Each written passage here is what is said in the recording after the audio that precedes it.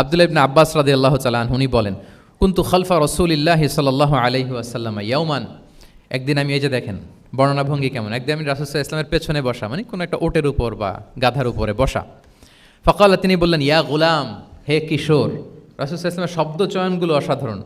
আমরা অনেক হাদিস আজকে শেয়ার করার চেষ্টা করব, আপনি বাক্য চয়ন, শব্দ চয়ন শুনলে অবাক হবেন। ইয়া গুলাম, হে কিশোর, ইন্নী ও আল্লিমুকা কালিমাতিন, আমি তোমাকে চমৎকার কিছু কথা শিখিয়ে দিচ্ছি, শোনো। তখন কিন্তু কেউ নাই। এই হাদিস উনি বর্ণনা না করলে আমরা জানতে পারতাম না, কারণ ওনারা এক ওটের উপরে বা ঘোড়ার উপরে ছিলেন। পরে যখন আব্দুল্লাহ ইবনে আব্বাস এটা ন্যারেট করলেন তখন আমরা জানতে পেরেছি। তো এটা ছিল প্রাইভেট লার্নিং সেশন, শুধু ওনার সাথে। তোমাকে কিছু কথা শিখিয়ে দেই। ইহফাদিল্লাহ ইয়াহফাযকা, ইহফাদিল্লাহ তাজিদহু তুজাহাক, এটা অনেকের মুখস্থ আছে না, বিখ্যাত হাদিস, আল আরবাউন আন-নববিয়ার ভেতরেও আছে। তুমি আল্লাহর বিধানগুলোকে সংরক্ষণ করো, রক্ষণাবেক্ষণ করো, টেক কেয়ার করো, আল্লাহ তোমার টেক কেয়ার করবেন। তুমি আল্লাহর বিধান টেক কেয়ার করো, আল্লাহ তোমার পাশে থাকবেন।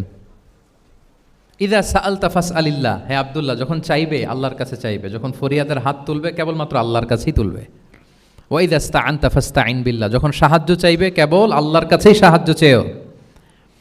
ওয়া আলাম আন্নাল উম্মাতা লাউ ইজতামাআত আলা আন ইয়ানফাউকা বিশাইইন লাম ইয়ানফাউকা ইল্লা বিশাইইন কদ কাতাবাহুল্লাহু লাক।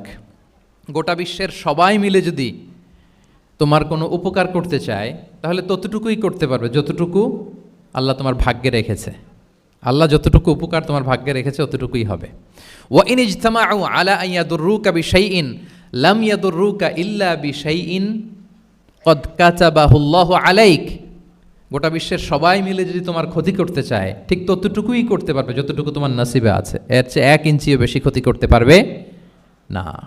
রুফিআতিল আকলামু ওয়া জাফফাতিস সুহুফ, কলম উঠিয়ে নেওয়া হয়েছে, এখন যা হবার তাই হবে। তাহলে দেখেন, আকীদা সংক্রান্ত, ইসলামের বুনিয়াদি বিশ্বাস সংক্রান্ত চমৎকার কিছু লার্নিং, কিছু লেসন আল্লাহ রাসূল সাল্লাল্লাহু আলাইহি ওয়াসাল্লাম আব্দুল্লাহ ইবনে আব্বাসকে দিয়েছেন, এবং এটা ছিল 1-on-1 meeting, private learning session. আর কেউ ছিল না তখন। আব্দুল্লাহ ইবনে আব্বাস এটা শুনেছেন এবং আমাদের কাছে বর্ণনা করেছেন।